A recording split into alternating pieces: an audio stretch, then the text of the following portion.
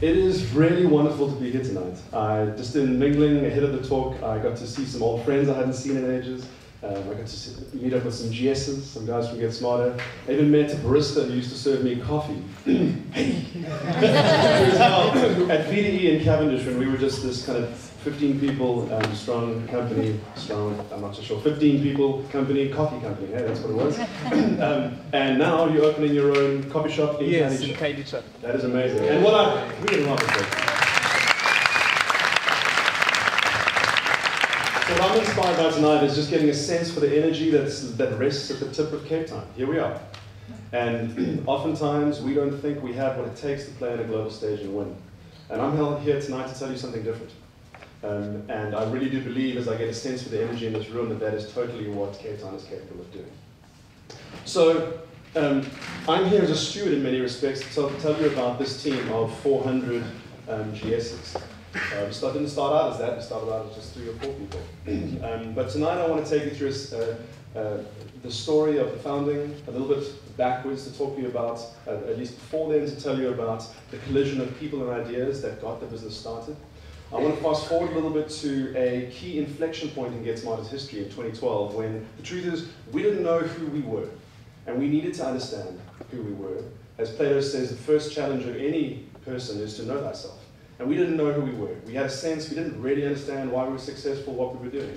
And we took that challenge, and we figured out who we were in 2012, and it set us up with a platform to be able to not only play on a global stage, but also win. And that's the crux of what I want to share with you tonight.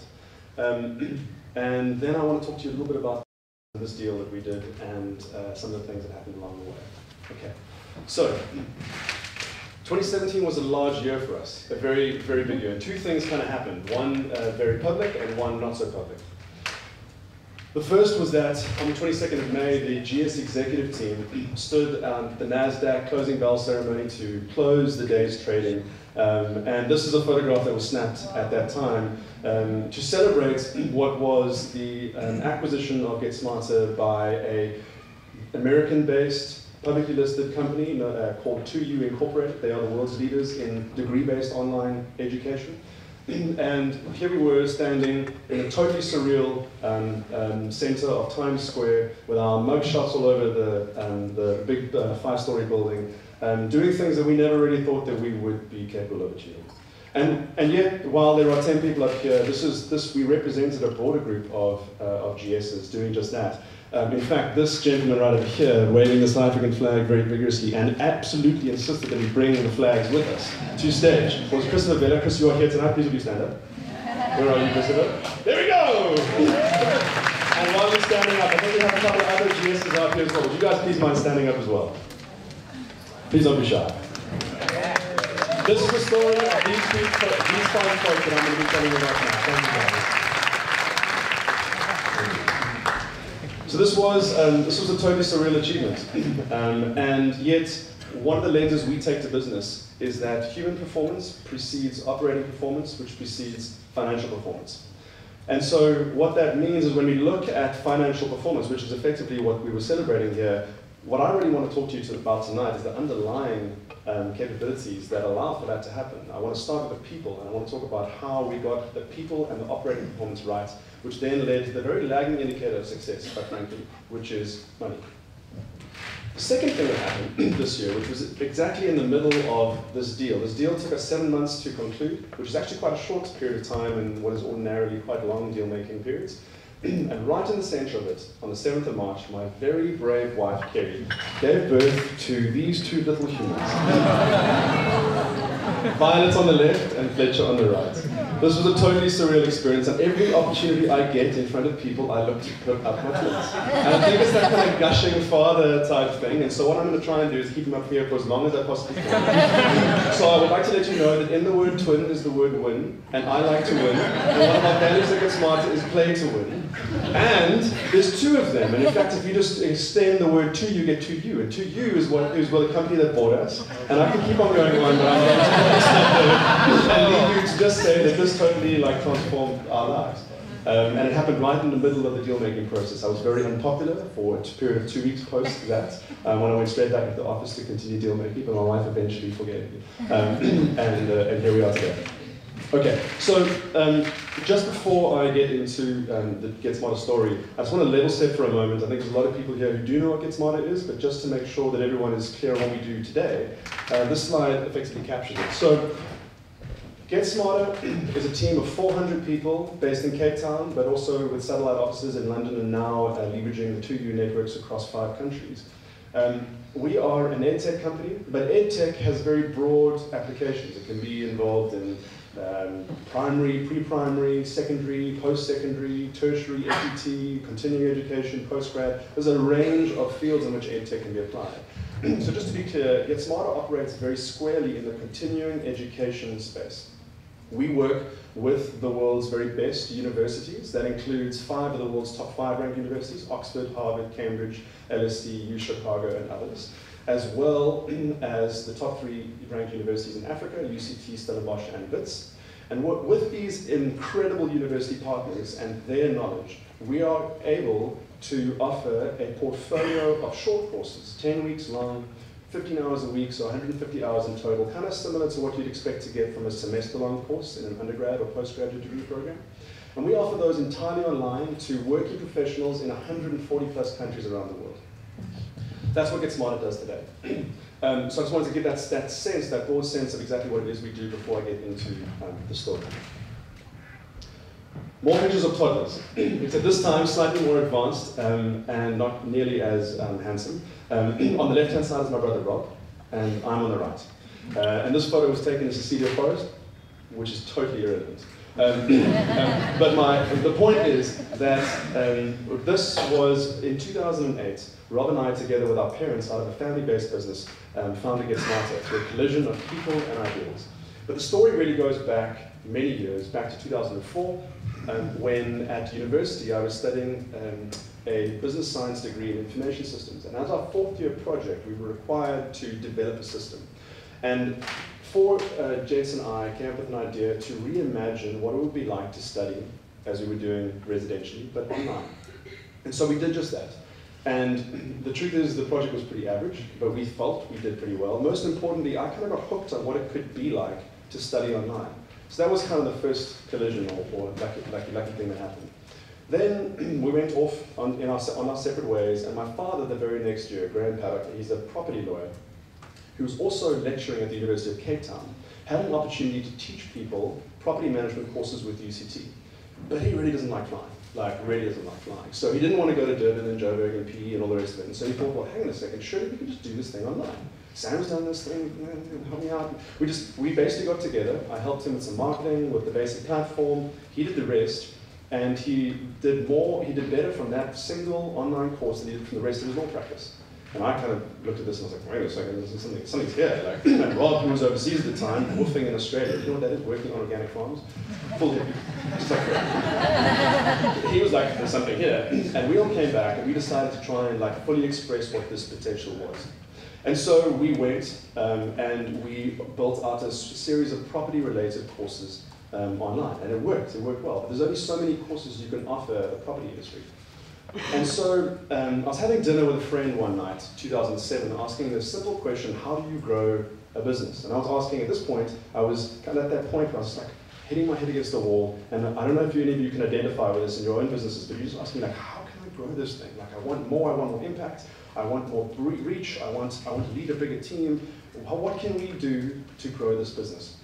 And he said what for me at the time were prophetic words. He just said, look Sam, I think the best opportunities are the ones that are closest to you.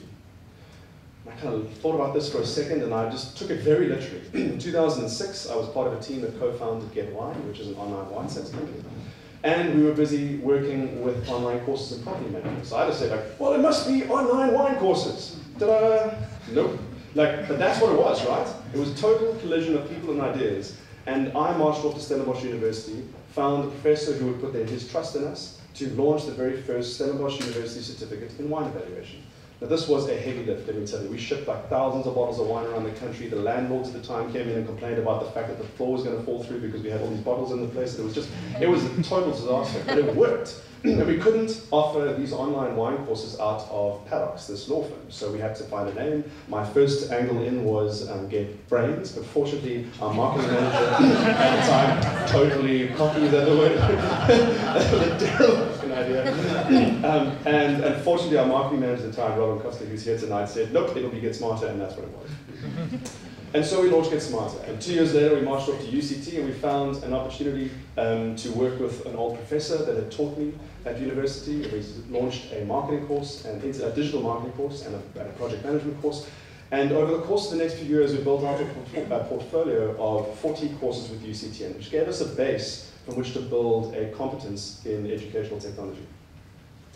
And so we arrived at 2012, 2013. I've had these pictures up here for quite a while, I don't know. This is, okay. For 2012, 2013.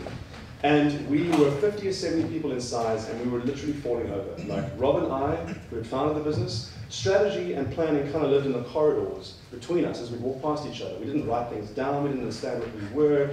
We didn't fully really understand why we were having the success we were having. And we then, at that point, kind of desperate, sought out mentorship and found a EdTech entrepreneur in the States who had done pretty well. Flew across to Florida to meet with him, and he basically said, over 2 days, he said one major thing. He said, Sam and Rob, read this book titled Mastering the Rockefeller Habits by this gentleman named Vern Hodge, which is now in the second edition called Scaling Up, and just do 90% of what's in it. Just he knows exactly where we were in our business, do that, and just do 90% of what's in it. And we were kind of desperate, so we got back, and 3 months later, we had done exactly what was in that book. And central to this book, what this book had done is allowed us to kind of stand on the shoulders of management consulting giants, the Jim Collins, the Michael Porters, the Peter Druckers, the others. When Fred talks about learn by doing, what this book had done for us was give us a practical guide to actually doing the work, but based in like really solid theory. And so we did that. At the center of this, at the center of this book is really understanding who we were through the lens of what we call our one-page strategic plan, which I'm going to share with you tonight. Wrapping around that plan to actually make it work is a series of rhythms. Things like if you walk into Getsmarter's office in the morning, you won't only see a very highly trained barista making great pots of coffee to get everyone awake in the morning, you'll also see people standing in circles in daily stand-ups, talking about their wins and losses from yesterday, their stocks, their priorities for today, the data that helps them understand if they're on track or not. And if you'd like, please feel free to ask the GSs here today. Like that's like a stern rhythm of ours each and every day. We're in weekly or bi-weekly meetings with managers to make sure that people are on track. Monthly manager meetings, quarterly strategy advances. There's a lot of discipline and rhythm to the way that we operate our business, and it is all centered around this one-page strategic plan that I want to share with you. So that's small, very small. But what I'm going to do is, so let me first say that the one-page strategic plan, the purpose of it is alignment. The purpose of it is to get very, very clear on who it is that Getsmarter is. At the beginning, I said to you that I think our biggest problem back in 2012 is that we didn't really know who we were. We didn't understand why we were successful, and we couldn't collaborate at scale together. We couldn't do it. And so what got us right was, this is our current one-page strategic plan, updated as of this month. But we launched this several years ago, and it's changed and morphed many times in the past. So I want to walk you through it today. And I want to talk to you about how elements of it have changed, and most specifically how we decided to take our business international and how the plan needed to change to get there. So this plan is made up by answering a series of questions. The first question you ask, very simply, is who are you? Defined by your values. Now you've probably heard many people talk about values. Hopefully it's not the Enron examples, but people actually that get very clear about who it is that they are, what they value. And our values, we have 7 values today, and I'll talk to you about those later. So we know, once we understand who we are, we then ask ourselves why we exist. And once we know why we exist, defined by purpose and one's big, hairy, audacious goal, you ask yourself a very simple strategic question. What is my sandbox? Where do I play? I know who I am, I know why I exist. Where do we play? Defined by product, geography, and customer. Fairly simple, and again, I'll talk to that in a moment. Once we know where we're going to play, we ask ourselves how we win. And that's really the end of the strategic nomenclature in this plan. Then we move, because it's the one-page strategic plan, we move to the planning section. We get practical. We say, given all of these strategic decisions we've made, what do next year to move this business forward. And that's really where the one-year priorities comes in. Once you know what you have to do as a company in 1 year, you ask each and every person throughout the company, every 90 days, to write down their 90-day priorities. So every person, every 90 days, gets an updated plan. They have the opportunity to understand what it is that is most important to the company, and they themselves define what they need to do in the next 90 days to move the business forward. So that's the way the plan works, and the opportunity is to make sure that everyone's very clear in the direction the company's taking and that they're aligned in getting it. You can take this group of people, move forward in a very meaningful way. And that's when I say that this is not my story or my brother's story, it's Getsmarter's story. This is Getsmarter's story. This is about a group of people at the tip of Cape Town choosing to play on a world stage and winning. And this has been absolutely seminal in our ability to do just that. So, who is Getsmarter? We have 7 values. We started with 5, but today, to give you a sense of the character of Getsmarter, what we hire for, promote for, and fire for, we honor learning. We pay attention to the right detail. We're a root to core process. Relationships matter very much to us. We're honest and straightforward. We are heroic supporters of our customers. And finally, we play to win. Those are the 7 values that define the character of Getsmarter. And once we understood that, the next question we asked ourselves is, why do we do what we do? Everyone rocks up at the corner of Browning and Main every morning because they need to put food on the table, because they have an interest in the careers they're pursuing. Everyone comes with different purposes. What was Heavy Chef's purpose was to see, in my sense of it, was to understand, to make change from the bottom up in South Africa. Like, is that something which once you understand, you can articulate and then describe to people who wish to join your organization and they can get excited about? Our purpose is to improve lives through better education. It's our unifying purpose. Everyone comes with different purposes each and every day, but our purpose, our unifying purpose, and the operative word in that is better education.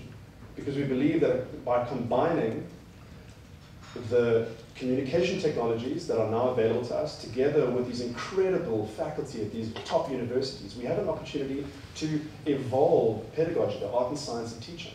We believe that. And what we ask of our people, and in my intro to Strats with every newbie, I ask them, can they get behind that purpose? Because that's what really, really matters to us at Getsmarter. And it guides our decision making, and I'll describe that a little bit later as well. We have a BHAG which also answers our why, which is to improve 1 million lives by 2030. That changed just before we went international. We then decide, given who we are and why we exist, we then decide where we play. Simple, strategic nomenclature, very, very hard to do because you have to make these core decisions about what products you offer, in which geographies, to which customers. We offer not-for-credit, career-focused online short courses to working professionals in countries where our university partners have recognition value. It took us a while to get there, but once we were clear, we could then hold ourselves accountable to only focusing on those products. And in fact, 3 years ago, we cut several product lines just to be able to focus and double down because we believed that was the right thing to do. And once we understood who we are, why we exist, where we play, we then have to ask ourselves how we win. Again, quite a simple question which underlies a lot of hard work in understanding what that is. And while we used to have a different brand promise, which describes how we win, we now today describe how we win as helping our students feel like they stand out from the crowd. What's most important to our 58,000 students today is that they have built competence that is recognized. They work in the average age of our students is 35 to 38 years old. That's the bell curve. We educate people from 18 to 81, but that's the massive bulk of our student base is mid-career working professionals looking to advance their careers. And what they need in a very fast-changing, technologically disrupted, competitive workspace is to build competence that they are then recognized and they can put on their LinkedIn CV, put it in their profiles, make sure that they are able to shout to the rooftops that they are now competent in this particular subject area. So we knew how we were going to win. And then we put out our 1-year priorities and finally our 90-day priorities. Now, as Getsmarter evolved from 2012-13, when we first put this plan together, to where we are today, was such that we started out with 5 values. Our BHAG, our big hero audacious goal, which defined our why, was to have more impact than UNISA. And we had a brand promise which was proactive, personalized support. We thought that was right. But the truth is, very rarely are we right first time. We need time, we need a lot of people's energy in evolving concepts. And one of the things that this sort of plan does for people is it gives you the opportunity to, it's like a scientific method. You write it down, you can evaluate it, you can share it, you can evolve it. And that's exactly what we did over the course of 2 years. Running up to 2015, our strategy, our sandbox, our geography was South Africa. Our BHAG was to have more impact than UNISA. It was like a competitive BHAG, which I actually I didn't like it. When I think about it now, it wasn't the right BHAG. We thought we would win by only providing proactive, personalized support to our students, and then realized that like 40% of them actually just wanted to be left alone while they were studying. So these are the things that you realize you don't think you already understand, and then you realize as you progress. But by writing it down, it doesn't live in someone's head, behind the corridors of a CEO who won't share it because he's worried about power struggles. All these things, I'm not saying that that is the necessary profile of a CEO, but the benefit of writing it down is that it certainly, in one respect, delegates power to a page and to concepts. But you get the benefit of the group thinking about it together. So when I think about that, we get the benefit of our recruitment team knowing exactly what to hire for in our values. We recognized every quarter as the executive team got together to discuss these concepts that we had the wrong way of winning. That if we really wanted to improve 1 million lives, which is what our BHAG became, we couldn't just do it in South Africa by 2030. That would take us far longer. So we decided to expand our geography to the world and to double down on short courses and to stop working with the range of other products that we were offering at the time. We're helping students stand out from the crowd. It allowed people 3 or 4 clicks down in the organization to start thinking about their roles strategically. So that if you are delivering certificates to students, you can understand that it was probably a really good idea to take the certificate role that the students receive their certificate in and make that incredibly attractive. And that came out of them because they knew how to lead because the direction was clear. It's those sort of things I'm talking about that gives you the opportunity to benefit from the whole group of people and all the collective intelligence as opposed to just a few people at the top. What I love about this plan is not so much what I've learned in business, but how I think it can apply to any aggregation of humans. I took this home once to my wife. Yes, this is amazing. You should see what it's doing for the business. We can do this. And she said, maybe I should home. And I remember thinking, like, well, maybe we put hearts in it, and we can, find a way to because clearly, like, we're not going to have kids. Like, what are we valued? What are our behaviors that we want? Like, why do we think we exist? Like, it's like a look across as we're going into it. I'm very happy to tell you. So it didn't start well, and I don't think I approached it right. But I can tell you now today that we just came back from a holiday, and one of the things we asked ourselves on the way back was, hey, did we live our values on that holiday? And Kez was the first to point out that we shouldn't have gone to a specific restaurant because it was a bit too much, and that's actually not one of our values, which is how we feel about how we look. And like in fact, that's right. That was actually happiness over joy. And there's just so many opportunities to find a way to have collectively reviewed approaches to life when you are able to put all your thinking down on one page. This can be applied to organizations, it can be applied to individuals, it can be applied to families, churches, whatever it might be. And I just love the principle that this gives us. It gives us the chance to know ourselves. And I think too often we don't take the time to understand who we are. There's no magic in the plan. That's just a format. There's magic in the work that's done that underlies the plan, that gets people to understand who they are. I think it was absolutely seminal for Getsmarter's trajectory to date, and I certainly wouldn't be here if we hadn't have taken the time and energy to do exactly that and put it out. So that's a point of inflection in 2012-13 where we developed this plan, and then in 2015 decided that we were going to go international. And then what happened as we launched our very first, so we had, in fact, let me go back one step. So 2 years ago, our very first annual priority was to have 3 legendary university brands entrust us. We had none. And I remember sitting around at an executive retreat around a pool with the executive team asking ourselves, can we do this? Can we really, we're little South Africans, can we really go knocking on MIT, Harvard, Cambridge, Oxford's door, and what will they say? And I remember there was debate at the time, and one of our executive team members, we should just do 1. And I was like, no, I think we've got to do 3.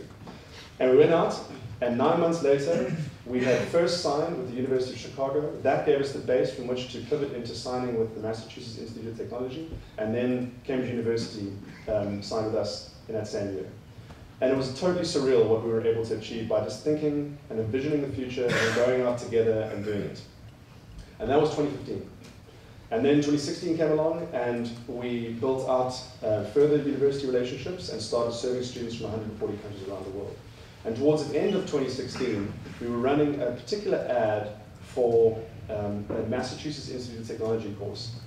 And the CEO of 2U was surfing Facebook, as he does, and came across this ad, and he says in his words, he was like, whoa, who are these guys, and why don't I know who they are?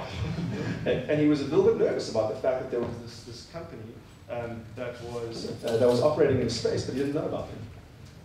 And that kicked off a phone call and a series of meetings. He then flew, this is Chip Paddock, the CEO of 2U, flew down to Cape Town.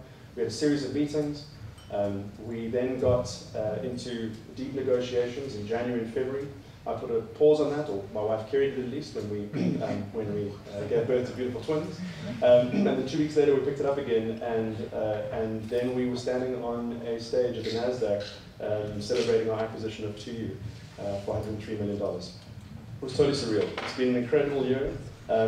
In so many ways, what the acquisition does for us, apart from serving the stakeholders that were the shareholders of Getsmarter at the time, and this team to date, is gives us a new base of strength for the future.